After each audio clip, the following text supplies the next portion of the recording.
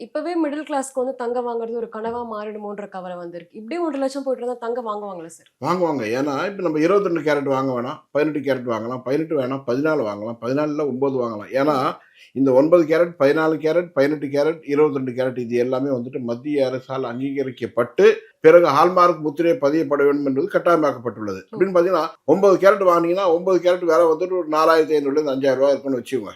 So, அது தாராளமா வாங்கலாம். ஒரு சவரன் ரூ. 60,000 50,000 60,000 ஒரு சவரன் வந்துரும். ஏன்னா, விலை ஏறி போச்சுன்றது யாரும் கம்மியா நகை போட முடியாது. ஒரு ம். திருமணம் சொன்னா, ஒரு வளையல் போட்டா என்ன சைஸ்ல போடணுங்கிறது ஒரு கணக்கு இருக்கு. இல்ல ஒரு நெக்லஸ்ன்னு போட்டா எப்படி போடணும்னு இருக்கு. நெக்லஸ் சைஸ் சின்ன மெலிசா போட்டா நல்லா இருக்குமா? குழந்தைக்கு போடுற மாரி ஆயிரும். விலை ஏறி போச்சு.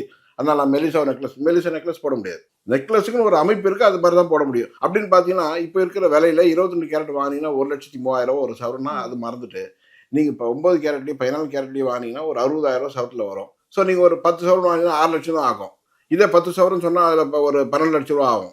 நீங்க வந்து 22 கேரட் வாங்கலாம். ஸோ அவங்க நம்மள பொறுத்தவரை இந்த ம். சவரன் எவ்வளோ போடணுங்கிறதா இருக்கு. இந்த கழுத்து ரொப்பணும்னு இருக்கு. அத நம்ம பண்ணலாம். அதனால நீங்க வந்துட்டு கேரட்ட மாத்திக்க வேண்டியது தான்.